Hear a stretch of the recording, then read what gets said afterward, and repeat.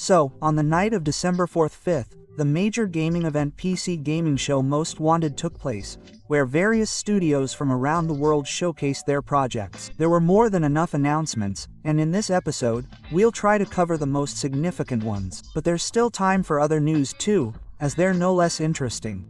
Uncle Lesha is here, and today we'll discuss the latest events, rumors, and announcements that have occurred in the industry in recent days. Grab some treats and let's get to it. You're on the DLC channel, and we're getting started. Creative Assembly recently promised to talk about the future of Total War and reveal something new for the series. That new reveal turned out to be the announcement of Total War Medieval 3.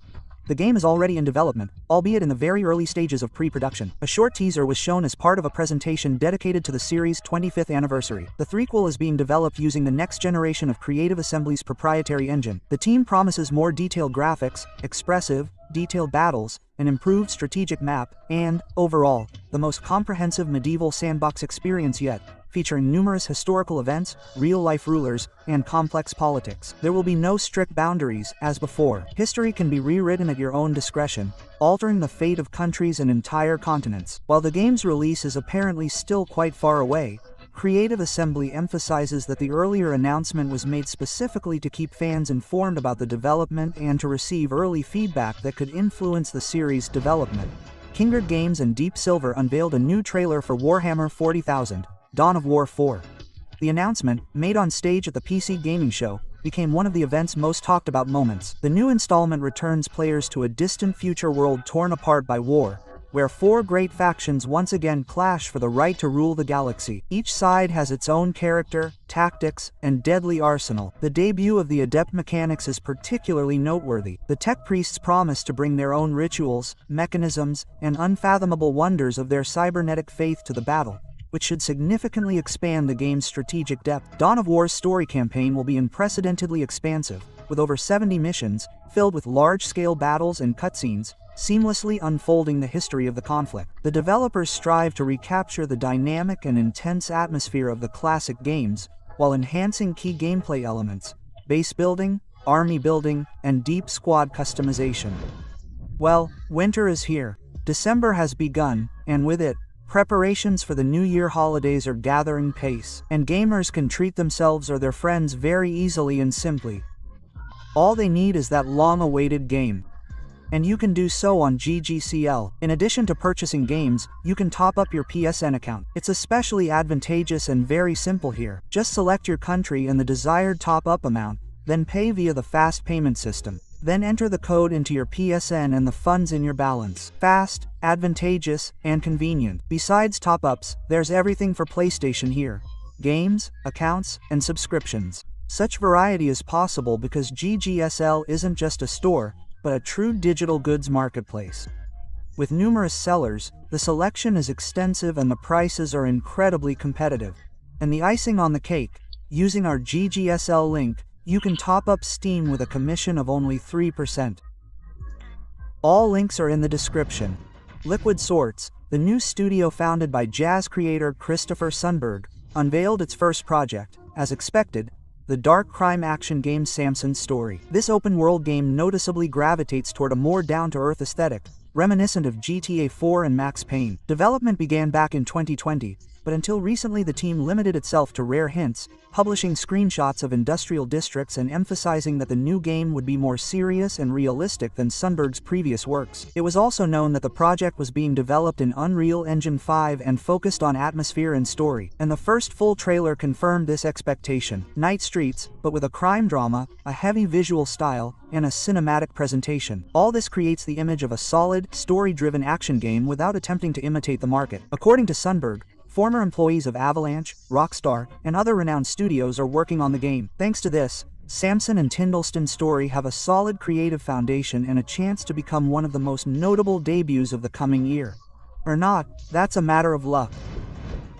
The legendary Carmageddon franchise is about to make a truly grand comeback. 34 Big Things Studio announced Carmageddon Rackshift, a reboot of the death racing franchise that for the first time combines the signature adrenaline-pumping action with roguelike mechanics. The game's setting has also been updated. The year is 2050. Civilization has collapsed, and people are hiding in abandoned high-rises, fleeing from dangerous, orthodox mutants. The only chance to escape this darkness is to take part in a deadly tournament, the winners of which will receive a ticket to the final spaceport beyond the mountains. Rack Shift, in essence, is the only path to a new life. The creators of Rack Shift promise to preserve the spirit of the original, but reimagine it for modern rhythms and standards. This magnificent game will be released in early 2026 on PC, PS5, Xbox Series X, and Switch 2. The exact date has not yet been announced. One of the most talked about sci-fi action platformers of recent years finally has a firm release date. Thunderful Games and Setcat Studios announced that their game Replace will be coming to Xbox Series X PC on March 12th. Set in an alternate 1980s United States after a nuclear holocaust, Replace puts players in the role of the artificial intelligence, AI, Rich, trapped in a human body. The game emphasizes cinematic style, a cyberpunk atmosphere, and a distinctive visual style. The character runs, jumps, climbs, and engages in fast, action-packed combat, where fluid close-range strikes juxtapose precise long-range shots. Handcrafted pixel art, detailed animation, and a rich synth soundtrack convincingly create a dark yet enjoyable world that has already set Replace apart from its genre peers. Project director Yura Zhdanovich acknowledged that the road to release was longer than planned and thanked fans for their patience. The team says the additional time allowed them to bring the project to the level players can expect after such a big announcement. Kali showed a new trailer for Luna Abyss, a dark first-person shooter that combines tight action with bullseye mechanics and dynamic platforming. The game is scheduled for release in 2026. Judging by the new trailer, it's an atmospheric sci-fi story with a rather eerie setting. Players assume the role of a prisoner tasked with exploring a colossal abandoned structure hidden beneath the surface of the strange mimic moon. This living satellite harbors traces of a lost colony, and our hero ventures into the sluggish ruins to uncover what exactly happened to Greymont and where its inhabitants have disappeared to. The gameplay is built on quick reflexes. Lunabis is all about fast movement through brutalist corridors, jumping, dashing, and constantly dodging streams of projectiles that form almost choreographic patterns in the air. Firefights demand tactical flexibility. Enemies attack in dense waves, and arenas constantly force you to reposition and never stop moving. Crowbar Collective, known for the Black Mesa remake, brought along a trailer for their co-op PvE shooter with a roguelite structure, RG Point. It seems the team is determined to bring back the spirit of good old tactics while adding modern replayability. The gameplay is clearly inspired by classics, with echoes of SWAT 4 and the familiar terrorist hunt mode from Rainbow X Vegas. The trailer showcases the familiar set of assault tools, from the legendary snake camera, which allows you to peek under a door before the full planning phase. Before an operation, players can draw an infiltration plan on a whiteboard or leave a scribbled note if strategy isn't their thing. Unlike gritty tactical simulators, RG Point doesn't strive for overly seriousness. For example, in-game currency can be spent on a guaranteed powerful weapon or take a risk by opening a random crate. Luck can bring you anything from a deadly automatic shotgun to, say, some ridiculously tight shorts. For those who like to storm enemy bases in style, the wait for RG Point isn't long. The game will be released in Steam Early Access later this year. T-Chambers, a studio founded by former PDAY developers, brought gameplay of Wolves to the presentation. Shown there during the alpha of the co-op shooter, it provided the first clear idea of what heists will feel like in a futuristic world steeped in corporate espionage. The new game is designed for a team of 4, and the key focus is on coordinated action, route planning, distracting security, and attempting to complete the operation stealthily. In the video, the developers demonstrated that stealth is indeed possible, but incredibly fragile. The slightest mistake, a misstep, or a body not hidden in time renders the silent plan untenable. When the masks finally fall off, the now familiar spontaneous firefight begins, where the main threat is the heavy combat robots, which are extremely difficult to deal with conventional fire. If future demos maintain the same pace and intensity of action, Dino Wolves could truly become a logical successor to co-op heists, but in a much more original and technologically advanced setting. Clive Barrer's Hellraiser revival continues to attract the attention of horror fans. The game took 17th place on the PC Game Show Most Wanted list. The wait was worth it. At the show, the developers shared a bit more about the revival. Game director Emilisov describes the project as a dark and disturbing story, while narrative director Anthony Default describes it as a bold attempt to explore the most unpleasant and taboo aspects of human nature. It's a first-person horror game that unafraid of cruelty, psychological pressure, and topics typically unspoken. The inclusion of Doug Bradley, the actor who played the iconic Pinhead in the film, adds particular value to the project. Commenting on the upcoming game, he noted that fans will definitely experience true horror and enjoy it. Currently, Razor Revival is still in active development, with a release planned for 2026. Apparently, we're in for one of the darkest and most uncompromising games of next year, and fans of Clive Parker's universe certainly have something to look forward to. Diablo Gods Dead and Rapers, from Walk Studios, has received a new trailer. The game was officially announced back in August, and in November, the team completed the 4th stage of its closed alpha. Therefore, the new video was an excellent opportunity to assess the development progress and what exactly awaits players in this grim afterlife. The setting here is truly grim. The gods are dead, and the only force maintaining order after a catastrophe is death itself. Players will take on the role of Reapers serving this cold and merciless master. The team is calling the game X Street Raction RPG. Essentially, it's a mix of a metrical action slasher and PvP extraction. Players venture into mythological locations, clear them of monsters, collect loot, and use magical abilities, all while risking encounters with other players. Each foray is a bet on everything. You'll reach the extraction point with all the loot, or lose everything, dying along the way. However, the project isn't limited to a hardcore formula. WKN confirmed that after the launch of Early Access, the game will feature a full-fledged story campaign and cooperative PvE for those who prefer more relaxed and predictable adventures. Gods Dead and Reapers will launch in Steam Early Access next year, and enrollment for future tests is still open, so there's still time to get an early look into the realm of death.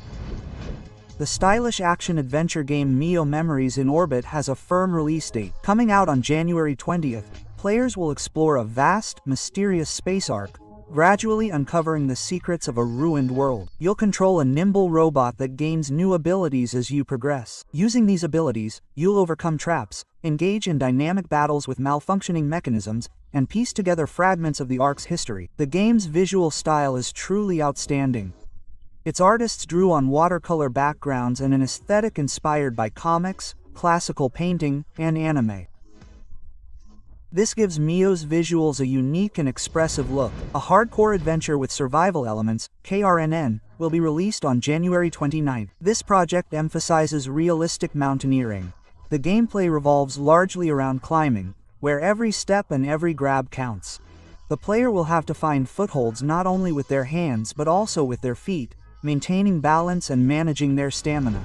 Romeo and the Dead Man, a bloody action game from GDA, will be released exclusively on PlayStation 5 on February 11th. The announcement at PC Game Show was accompanied by a new trailer, which immediately attracted the attention of the game designer's fans. And no wonder, as Suda remains true to himself. His projects have always been distinguished by eccentricity, unexpected plot twists, and his signature visual madness. Romeo and the Dead Man looks like further confirmation of this reputation. Judging by the trailer, players will find a world where beauty and violence intertwine into a single artistic gesture, and each scene seems to strive to outdo the last in originality. Cybertela Studio has released a trailer for Dark Switch. The Alpha Colony simulator will launch on Steam on March 12th, and the new trailer features not only gameplay footage but also a soundtrack by the legendary Akira Yamaha. Dark Switch combines elements of a tower defense economic strategy. Players must build a vertical settlement around a colossal ancient tree, a veritable utopia, interwoven with funiculars, cable cars, pulleys, and aircraft. The trailer emphasizes the sophisticated logistics. Resources flow through a multi-tiered system, and the colony itself appears like a living mechanism. But this idol is, of course, deceptive. In the best traditions of Frostpunk, outward calm coexists with constant threat. The fog around the settlement sows fear, and twisted creatures regularly emerge from its depths. Players will have to defend themselves against them by wisely allocating resources and making difficult decisions that will determine the fate of the people. The developer promises over 80 unique buildings, a sandbox mode, and a host of moral dilemmas. The space simulator Remnant Protocol from the indie team Proanator Game Studios Limited will also be coming to PC on March 12th. This game blends tactical elements in the vein of XCOM with dynamic ship control reminiscent of classics like Typhoon Fighter. The story centers on a mysterious siege of the capital and a fragmented transmission called the Remnant Protocol, which hints at events that could change the fate of the entire universe. Players must lead a rebel movement, seek allies, research technologies, and build ships of various classes, from light interceptors to heavy flagships. The project's main advantage, however, is full VR support. Space battles can be experienced as if you're actually sitting in the cockpit of your ship, personally issuing orders amidst the chaos. Well, that's enough about the new releases from the PC gaming show, and now let's move on to everything else. Warhorse seriously excited fans of Kingdom Come: Deliverance, hinting that the first game might receive a remastered version for PS5 and Xbox Series X. It all started with an innocent comment. Warhorse responded to a player's question about a possible enhanced edition with the same suggestive emoji the studio typically uses when it really wants to send a message but isn't allowed to say anything directly. This supports October leaks that claim the team was already working on an update for the original game, and the timing is entirely logical. Warhorse has completed development of the final DLC for Kingdom Come: Deliverance, so its free hands can be redirected to the remaster. According to previous reports, the updated version could be released early next year. Its tentative set of improvements includes 60 frames per second support, reworked lighting, improved graphics, and tweaks to certain mechanics to better complement the second game. As the Game Awards approaches, anticipation is growing. It's quite possible that an official announcement is just around the corner. Resident Evil Requiem, however, will definitely be shown at the Game Awards. The organizers announced this a week before the show. During the broadcast, we were promised a new, terrifying take on the upcoming survival horror, but they didn't specify what exactly that meant. I think it's most logical to expect a new trailer or a full gameplay reveal. The ceremony itself will take place on the night of December 12th, where, in addition to Requiem, viewers will also be shown Xcode by Bayev's former employees. It seems the fate of Dead Space is up in the air, and this time, it's serious. Despite high ratings and a warm reception for the 23rd year remake, Electronic Arts, according to Insider Gaming, has decided to effectively freeze the franchise. Editor Mike Strout, citing his sources, reported that AW has no plans to continue the series and isn't considering a revival in the near future. The situation is so murky that some AW employees seriously speculate that IPADA could even be sold to another company once the Saudi Arabian fund's acquisition of EA is completed. Against this backdrop, it's clear that the dream of a Dead Space 2 remake,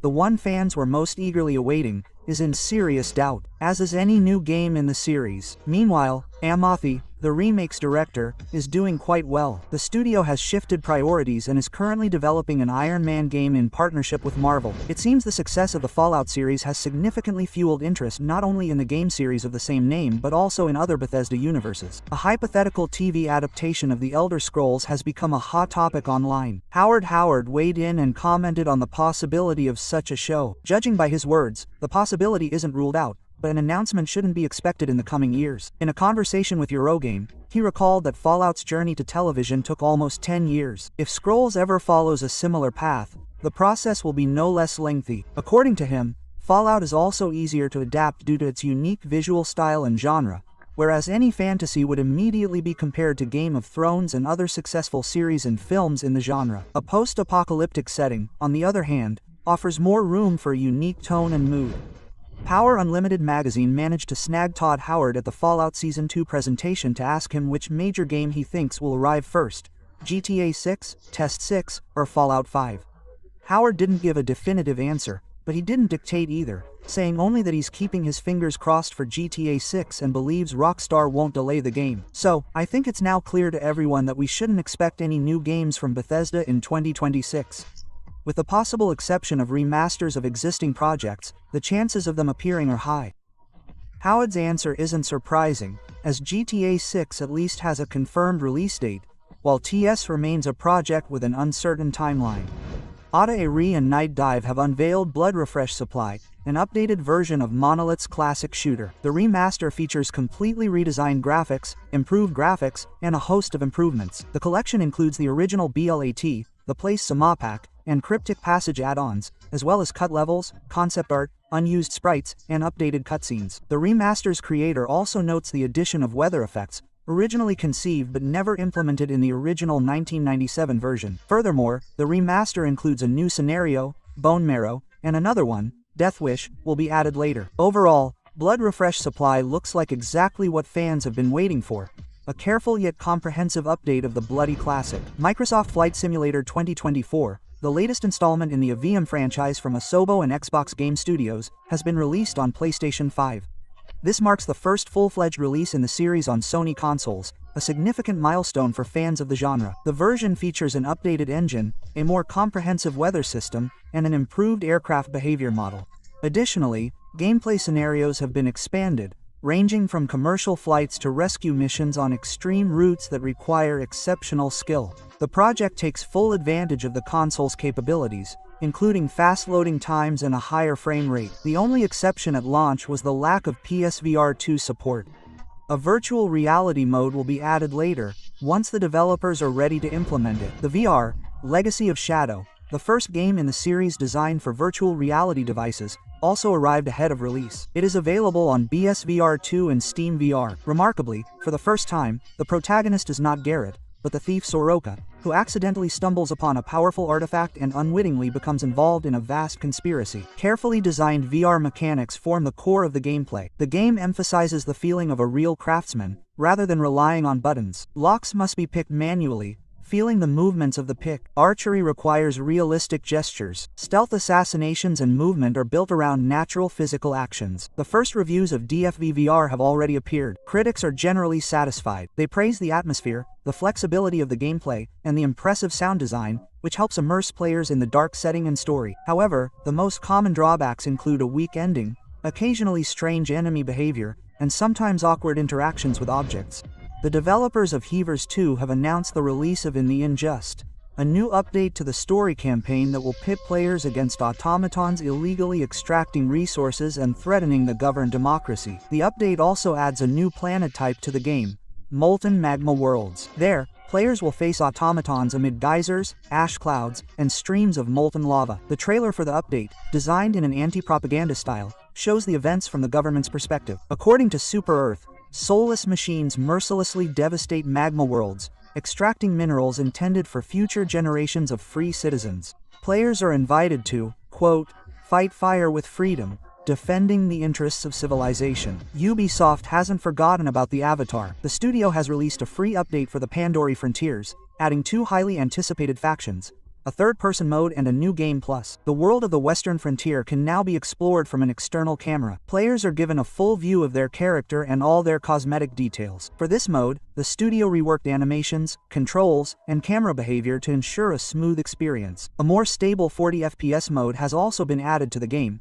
significantly improving overall gameplay, especially on consoles. New Game Plus mode allows players to restart the game with their entire inventory of abilities. However, enemies are also significantly stronger, making a repeat run not only faster but also more challenging. RBC, in an attempt to save itself from embarrassment, decided to shut down the development of the recently announced Postal Bullet Paradise, a co-op shooter that the studio intended to publish but did not develop itself. The reason for this was online hate against the game. Shortly after the announcement, players noticed that the project was highly likely using AI-generated content. According to RBC, the situation was quite embarrassing and damaged the company's reputation. The studio explained that trust in the project's developers had been irrevocably lost. Therefore, we decided not to finish the episode. At the same time, RVs emphasizes that they strive to remain as open as possible with fans and appreciate their reactions, even if they can be quite brutal. For now, that's all the news we had planned to share with you. Let us know what you think about the episode, give it a like, and don't forget to subscribe to the channel if you haven't already. A new video is on its way. In the meantime, stay tuned, things are only going to get more interesting. With that, I bid you farewell. All the best, everyone.